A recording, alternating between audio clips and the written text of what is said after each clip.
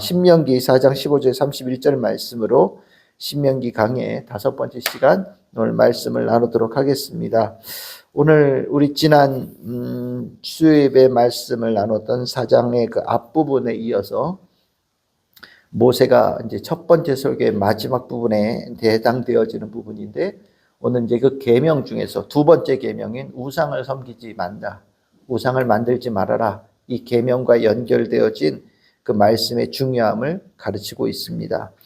오늘 모세가 이스라엘 백성들에게 가지고 있는 꿈이 있다고 말씀을 드렸죠. 큰 나라를 이루는 겁니다. 그들이 가나안 땅에 들어가서 하나님의 영광을 나타내는 큰 나라를 이루는 겁니다. 근데 그 큰 나라를 이루는 데에 반드시 지켜야 될 것이 두 가지가 있다라는 거죠.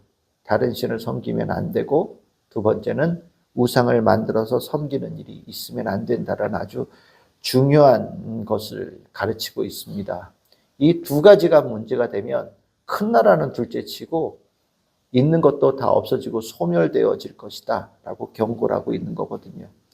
첫 번째 계명에 대해서는 실은 생각보다 짧게 언급을 하지만, 두 번째 이 우상에 관한 문제에 있어서는 굉장히 길게 자세하게 또 반복해서 언급을 하고 있습니다. 무엇을 얘기하겠습니까? 우상 숭배가 그만큼 가깝고 또 보편적이고 이스라엘 백성들에게 장차 가장 큰 문제가 되어지는 과정이다라고 이게 표현하고 있다라고 이해하시면 될 것 같습니다. 우상이라고 하는 이 문제는 하나님께서 우상에 대해서 분노하시는 이유가 있죠. 우리가 우상이라고 하는 거에 대해서, 우상은 실은 아무것도 아닌 거거든요. 실은 우상 이런 볼펜도 될 수 있고요. 정말 그 가나안 땅에 가면 신상이 큰 것도 있지만 손에 이렇게 쥐고 다닐 만한 신상들도 굉장히 많았거든요.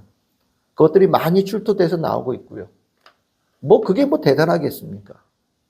근데 이제 문제는 이게 시작이란 말이죠. 뭔가를 내가 만들고 이 만드는 것을 통하여서 하나님을 떠나고 하나님을 잊어버리고 구원의 은혜를 잊어버리는 시작이 이 우상에서 시작되어지기 때문에, 그것을 하나님께서 알고 계시기 때문에 이 우상에 대한 문제를 아주 심각하게 다루는 겁니다. 이 우상에 대해서 분노하시는 이유는 이 우상이라고 하는 것이 내가 바라고 있는 것들을 집어넣어 놓은 거예요. 내가 바라고 있는 것들을 어떤 것에다가 투영을 시키는 겁니다. 그러니까 내가 건강해지고 싶어요. 그러면 우상을, 어떤 우상을 만들겠습니까? 힘이 센 것 같은 우상을 만들겠죠. 내가 부자가 되고 싶다고 생각되어지면 내가 믿는 만한 뭐에다가 아마 금치를 두르거나 아니면 뭔가 풍요로운 것을 상징할 수 있는 것을 아마 그 안에다가 조각해서 집어넣을 거예요. 그러면서 내가 바라는 이것이, 내가 이걸 쥐고 있으면서 잘 될 수 있을 것 같다라는 그런 생각을 갖게끔 만드는 거죠.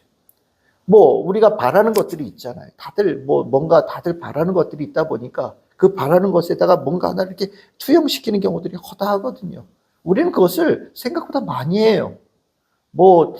모르겠어요. 저는 이제 그런 걸 별로 썩 좋아하는 편은 아닌데, 이렇게 금 같은 거 많이 이렇게 남자들도 금 목걸이 굵은 거 이렇게 하고 다니시는 분들, 이런 분들 보면은 그거 왜 하고 다니는지 모르겠지만 그런 걸 들고 다니면 부자 된다 이런 의미가 있겠지요. 예. 뭔가 이때 내가 원하는 것들에 뭔가를 갖다가 집어넣는 거예요. 그래서 보통 우상들은요, 이쁘게 만들거나 아름답게 만들거나 부하게 만듭니다. 대부분의 신상들이 다 그렇게 생겼어요. 왜 그러냐면 그것이 내가 바라는 것의 모양이 그대로 들어있고요. 그것을 통해서 내가 원하는 것을 얻을 수 있다는 생각이 있기 때문이지요. 그래서 우상은 생각보다 굉장히 흔한 거예요. 근데 이것이 우리에게 뭐가 문제가 되냐면, 눈으로 내가 원하는 것을 봐야 되겠다는 이 직성 때문에 그러는 거예요. 내가 손으로 만지고 내가 눈으로 보고 이것을 훨씬 더 중요하게 여기는 거예요. 그러면서 뭔가 그것을 내가 눈으로 보는 것에다가 집어넣다 보니까 어떤 문제가 생기냐면, 하나님에 대해서, 하나님이 계신 그곳에 하나님의 원하시는 것으로 내가 따라가는 것이 아니라 내가 원하는 것에 하나님을 끌어당기는 일들이 생기는 겁니다. 하나님은 어떤 분이 되셨으면 좋겠어요? 라고 물어보면 하나님이 있는 성품을 우리가 알아야 되는 거잖아요. 내가 창조주다. 내가 구원주다. 라고 하나님께서 말씀하셨으니 우리는 하나님을 구원주, 창조주 하나님으로 우리가 받아들여야 되잖아요. 근데 이것이 우상을 섬기는 스타일이 되어지면 저는 하나님이 사랑이 많은 하나님이면 좋겠어요. 나는 하나님이 아픈 사람을 늘 언제나 치료해 주시는 하나님이면 좋겠어요. 나는 하나님이 내가 힘들고 어려울 때 격려해 주시는 하나님이면 좋겠어요. 라는 식으로 내가 원하는 하나님을 만든다라는 거예요. 하나님 그분을 내가 알아가기를 원하는 것이 아니라 내가 원하는 하나님으로 하나님을 격화시키거나 그런 하나님을 만들기를 원하는 마음이 우상 숭배 안에 기본적으로 탑재되어져 있다는 겁니다. 굉장히 위험한 거예요. 우리가 중심은 하나님께 있는 거죠. 그렇죠? 신앙의 중심은 언제나 하나님께 있는 거예요. 그 하나님께 하나님을 예배드리고 경배하고 섬기는 것이 신앙생활이란 말이죠. 그런데 우상을 숭배하는 스타일의 신앙생활을 하면 어떻게 표현하냐면 하나님은 나를 위해서 있는 분이에요. 나 잘되라고 있는 분이 하나님이고 나 잘되기 위해서 나는 하나님을 섬긴다라고 얘기를 해요. 중심이 내가 되는 거잖아요. 이것이 일종의 우상이 되는 겁니다. 이것이 같은 범주 안에 이렇게 같이 속할 수 있는 것처럼 보일지 몰라요. 그러니까 우리는 이게 쉽게 범하는 죄란 말이에요. 하나님 그분을 알기보다 내가 원하는 하나님으로 얼른 하나님이 나타나기를 바라고 그것이 되어지지 않으면 내가 원하는 무언가를 만드는 거예요. 그리고 거기다가 기대를 갖는 거죠. 더 나아가면 여기에 대해서 내가 믿음을 갖고요. 이것이 내 삶에 변화를 주거나 구원을 주거나 성취를 주는 존재로 기대하는 존재로 내가 붙잡는 일들이 일어난다는 거예요. 이렇게 되어지다 보면 내가 신을 만들 수 있는 자가 되어집니다. 내가 어떤 신을 원하는 신을 만들 수 있는 자가 되어지고요. 그 신을 만들 수 있다라는 그것은 뭐냐면 창조주 하나님과 피조물 사이의 경계선이 허물어지는 일이 일어나는 거예요. 하나님께서 어떤 모양을 보여주셔서 우리가 그 모양을 섬긴다고 한다면 아무 문제가 없겠죠. 근데 하나님은 하나님의 모습을 우리에게 보여주시지 않았거든요. 하나님을 모습을 보여주시지 않았다라는 것은 하나님은 우리가 볼 수 있는 것보다 훨씬 더 크신 분이라는 거예요. 우리가 느끼고 우리가 경험한 것보다 훨씬 더 하나님은 크신 분이라는 겁니다. 내가 원하고 바라는 것보다 하나님은 훨씬 더 크신 분이라는 거예요. 근데 그것을 이해하지 못하게 되어지면 하나님을 내가 이해하는 하나님, 내가 보는 하나님, 내가 만드는 하나님으로 전락시키는 일들이 허다하게 일어나면서 하나님을 만만하게 보는 거예요. 하나님을 우습게 보는 거란 말이죠. 결국 그것은 그것에 대해서 더욱더 특화되어져 있는 어떤 신을 찾아가게 되어지는 문이 되어지는 거예요. 내 손에 부자가 되기를 바라는 마음으로 어떤 무언가를 쥐고 다닌다고 칩시다. 여기다 금칠을 하고 뭔가 멋있게 보이는 뭔가를 쥐고 여기다 대고 나도 이렇게 부자 되고 나 이렇게 번쩍거리는 삶을 살아야지 라는 마음을 두고 살았다고 칩시다. 그런데 어디에 보니까 내가 손에 쥔 것보다 훨씬 더 금덩어리를 크게 칠해 놓은 큰 것이 뭔가 있다는 걸 알았어요. 그럼 어떻게 되겠습니까? 거기로 가겠죠. 그것이 훨씬 더 능력이 있다고, 효과가 있다고, 내가 바라는 것을 이룰 수 있는 곳이라고 여겨지기 때문이죠. 결국 우상의 숭배는 하나님으로부터 완전히 떠나는 일로 만드는 문이 되어지는 거예요. 실은 우리가 우상 생각하면 신상만 생각하잖아요. 그런데 그렇지 않아요. 신상은 그건 옛날 스타일이고요. 요즘은요, 신상이라기보다는 여러 가지가 있을 수 있죠. 우리가 흔히 얘기하는 돈이면 다 돼 이런 얘기 하잖아요. 돈이면 다 돼. 그래서 어디 보면 부자 되겠다고 이렇게 여러분들 보셨죠? 무슨 2달러 이렇게 집어넣고 행운의 2달러 이런 거. 어디 가면 돈으로 된 방석, 돈으로 그려진 이렇게 갖다 놓고 이렇게 뭔가 그거 보면은 부자 기운이 들어오고 이런 거 있잖아요. 그것도 다 우상이에요. 또 더 나아가면요. 우리가 우상이라고 생각하죠. 사람도 우상이 되어지는 경우들이 있어요. 또 어떤 정치 지도자 너무 좋아해. 저 사람이 내 삶을 완전히 바꿔줄 것 같아. 열렬히 기대하면서 그에게 모든 것을 걸어요. 우상이에요. 어떤 정치 지도자, 어떤 사회 지도자, 심지어는 어떤 종교 지도자에 대해서 그 마음을 간다면 그것도 우상이 되는 거예요. 목사님한테 기도받으면 낫고, 목사님이 기도해 주시면 성취되고, 물론 그것이 그 목사님을 통해서 하나님께서 역사하시는 부분도 있겠지만, 만약에 그렇게 말하는 그 포커스가 하나님이 아니라 그 목사에 대해서, 어떤 종교 지도자에 대해서 그 마음을 갖는다? 우상인 겁니다. 하나님께서 그것을 기뻐하실 것 같아요? 그걸 기뻐하실 것 같습니까? 하나님께서 저를 통해서 나타나시는 것이 있다고 칩시다. 저를 통해서 나타나는 것이 하나님의 전부인가요? 전부 아니잖아요. 하나님은 저를 통해서 나타나시는 건 하나님 가족의 일부분에 불과하거든요.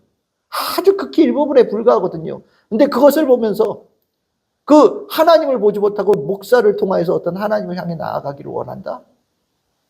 그거는 다 우상인 거예요. 실은 우리가 그런 우상의 죄를 생각보다 쉽게 범해요. 왜? 이게 우리의 본성이거든요. 우리는 눈에 보고 손에 잡히고 가까이 있는 무언가를 통해서 의지하고 그것을 더 효과적이라고 생각해요. 백문이 불여일견, 한 번 보는 게 낫다는 거 아니에요. 그러니까 우리는 보는 걸 원한단 말이죠. 그러니까 이 문제들이 실은 교계에도 어마어마하게 퍼져져 있어요. 목사가 하나님, 예수님 얘기 안 하고 무슨 정치 얘기만 해요. 그건 정치가 우상인 거예요. 내가 어떤 누군가를 바라보면서 밥도 못 먹을 것 같고, 뭐 어떤 탤런트, 영화배우, 가수 좋아하고 막 난리가 나요. 만약에 그것이 우상이 되어지는 경우들도 있어요. 내가 우상을 섬기는 거냐 아니냐, 누군가를 향해서 우상을 섬기는 거냐 아니냐, 이거 딱 보면 이걸로 판단하면 돼요. 오늘 여기 성경에 어떤 단어가 연결되어지냐면 언약이라는 단어가 몇 번 나옵니다. 하나님은 이스라엘 백성을 구원하셨거든요. 실은 어떤 우상의 눈에 보이는 것도 이스라엘 백성이 구원받은 그 경험에 비하면 아무것도 아닌 거예요. 정말 아무것도 아닌 거예요. 하나님은 비록 우리 눈에 보이는 하나님으로 이스라엘 백성들을 이끌지 않으셨지만, 하나님께서는 그들에게 분명하게 살아계신 하나님께서 그들과 함께 하신다는 것을 증거로 남겨주셨는데, 그게 뭐냐? 언약이라는 거거든요. 하나님과의 언약을 맺으셨다라는 거예요. 그런데 하나님과의 언약과 내가 그렇게 그 뭔가를 갖다 따르는 것 사이에 두 개에 견주어서 이게 충돌이 날 때 내가 어떤 것이 더 크게 들어오는가? 하나님과의 언약이 내 삶에 더 크게 다가오는가? 아니면 내가 정말로 그 좋아하는 그 무언가가 더 크게 들어오는가? 이거 두 개를 비교해 보면 확실하게 알 수 있어요. 하나님과의 언약보다 내가 어떤 정치 지도자를 따르는 게 더 크다. 이거 우상인 거죠. 내가 우상 숭배하는 거예요. 아무리 내가 정치 지도 아무리 좋아해도 하나님보다 예수님보다 더 귀한 거는 말도 안 되는 거예요. 우리 뭐 가까이 돈 버는 거에 얘기도 똑같은 거예요. 돈 버는 거 아주 중요하죠. 중요한데 하나님과의 언약이 있어요. 내가 돈 버는 거 좋아해요. 부자 되는 거 좋아해요. 그래도 내가 아무리 좋아해도 하나님과의 언약이 먼저 있어야 되는 거예요. 이게 당연한 거란 말이죠. 근데 이게 이렇게 되어지는 순간 이게 우상 숭배가 된다라는 거예요. 실은 근데 가나안 땅에 들어가면 굉장히 많은 것들이 있잖아요. 이스라엘 백성들이 여기까지 아무것도 없이 광야에서 살다가 가나안 땅에 들어가면 정말 우리 속된 말로 눈이 뒤집어지는 세계에 들어온 거거든요. 하나님과의 언약, 광야에서 살 때는 대단히 크게 보이고 대단히 중요해 보였지만 가나안 땅에 들어오면 이거보다 더 멋있고 화려한 것들이 수도 없이 깔린 것처럼 보일 수 있잖아요. 그러다 보니까 우선순위가 뒤집혀지는 일들이 일어난단 말이에요. 그렇게 되어지면 하나님께서 그 부분에 대해서 가만히 있지 않으신다는 걸 얘기하는 거예요. 우선순위가 뒤집혀지면 그 삶이 완전히 소멸되어진다는 얘기를 모세가 아주 강조하는 겁니다. 그러니까 이 우상숭배를 가볍게 생각하면 안 돼요. 우상숭배는 나도 모르게 우상숭배를 하고 있는 경우들이 있거든요. 실은 우리가 우상 대만 것들, 자식 사랑이 너무 지나쳐도 우상이 될 수 있다고도 얘기를 하잖아요. 애가 너무 이뻐. 다 이쁘죠. 내 애 안 이쁜 애 어디 있어요. 근데 하나님과의 언약은 그보다 훨씬 더 위에 있는 거라는 거죠. 하나님께서 그 아이 주신 거잖아요. 하나님께서 가정을 만들어 주셨잖아요. 하나님께서 우리들의 모든 가정이 이끌어 가시잖아요. 내가 아무리 자식이게도 하나님 사랑보다 더 클 수는 없다라는 거죠. 근데 요즘 우상이 정말 많거든요. 정말 우상이 많다라는 게 뭐냐면 하나님 없어도 살만한 환경이 돼가고 있는 것처럼 보이잖아요. 그러니까 하나님과의 언약은 늘 언제나 뒤로 좀 밀리는 경향들이 점점 많아지고 있다라는 아주 위험한 일을 벌이고 있는 거예요. 그래서 나오는 얘기가 모세가 얘기하잖아요. 너희들 26절에 보십시오. 망할 거다. 그 땅에 들어가서 망하는 게 뭐 천천히 망하는 것도 아니고 들어가자마자 망할 거다. 속히 망할 거다. 하나님께서 흩어버리실 것이다. 소멸되어지고 전멸할 것이다. 라고 얘기를 하셔요. 저는 이 우상숭배, 우선순위가 뒤집혀지는 이런 일들의 우상숭배가 되어지는 일이 이렇게 위험하다라는 것을 얘기하고 있는 겁니다. 우상숭배를 하면 우리가 하나님을 어떤 하나님을 만나게 되느냐? 실은 구원하시는 과정에서 만나는 하나님은 자비하신 하나님이셔요. 오늘 읽었던 본문에 저 뒤에 나오죠. 31절에 똑같은 하나님이셔요. 하나님 우상 숭배를 하지 않고 하나님과의 언약을 지켜가는 그 하나님의 백성은 자비하신 하나님을 만난다라는 거예요. 그 자비하신 하나님은 언제나 찾으시고 언제나 품으시고 언약을 지키시고 언약을 통해서 그들에게 약속하신 것을 성취해 가신 하나님이셔요. 말씀하여 주시고 인도하여 주신 자비하신 하나님이 그 언약을 지키는 우상 숭배를 하지 않는 이스라엘 백성들에게 있다라는 거예요. 근데 우상 숭배를 할 때에는 그 하나님의 모습이 완전히 다른 모습으로 바뀌어요. 그 모습이 뭐냐? 24절이에요. 내 하나님은 여호와는 소멸하는 분이요 질투하신 하나님이다. 우상 숭배를 할 때 질투하신 하나님을 만나면 소멸하는 불이 되어져서 다 사라져요. 그런데 여러분들 질투하신 하나님과 자비하신 하나님은요 같은 하나님이에요. 어떻게 하느냐? 우리를 너무나도 사랑하신 하나님이라는 거죠. 하나님께서 구원하신 하나님의 백성을 너무나도 사랑하신 하나님이에요. 그래서 이 이스라엘 하나님의 자녀가 우상 숭배를 할 때는 그 사랑이 질투하시는 하나님, 정말 그들을 너무나도 사랑하셔서 회초리를 드시는 하나님이라고 생각하셔도 될 것 같아요. 사랑하는 마음으로 드는 회초리를 드시는 하나님, 그분을 만날 거고, 만약에 하나님의 뜻에 언약에 충실하게 가는 하나님의 자녀가 되어진다면 똑같이 사랑하시는 그 모습이 부드럽게 풍성하게 모든 것의 형통함으로 이루어지는 하나님을 격려하시고 안아주시고 이끌어가시면서 안으시고 우리가 부족할 때는 채워주시는 하나님으로 만나게 될 거라고 얘기하는 거죠. 그러니까 모세는 얘기하는 거예요. 너희들이 가나안 땅에 들어가서 질투하시는 하나님을 만나기를 원하느냐 자비하시는 하나님을 만나기를 원하느냐 묻고 있는 거예요. 답은 뭐 확실하죠. 그렇죠? 자비하신 하나님을 우리는 만나고 자비하신 하나님과 동행해야 되는 거예요. 그래야 큰 나라가 될 수 있는 거예요. 그러기 위해서는 우상숭배는 절대 안 된다라는 거죠. 어떤 경우에도 우상숭배가 들어가서는 안 된다라는 거죠. 하나님의 뜻에 어긋나고 하나님과의 언약에 위배되는 것에 대해서는 해도 돼요? 하지 말아야 돼요? 물어볼 것도 없어요. 물어볼 것도 없어요, 그거는. 우상숭배가 우리는 늘 하는 거고 가볍게 여기지만 생각보다 우상숭배는 무서운 거예요. 이스라엘 백성들이 가나안 땅에 들어가서 제일 많이 나오는 단어가 바로 이거죠. 그렇죠? 이거를 우상숭배에 대해서 이제 조금 더 다른 말로 표현할 때 영적 간음이다라고 표현합니다. 간음이 뭡니까? 사랑해야 될, 마땅히 사랑해야 될 하나님 아버지를 섬기지 않고 사랑하지 않고 다른 것을 사랑하는 자.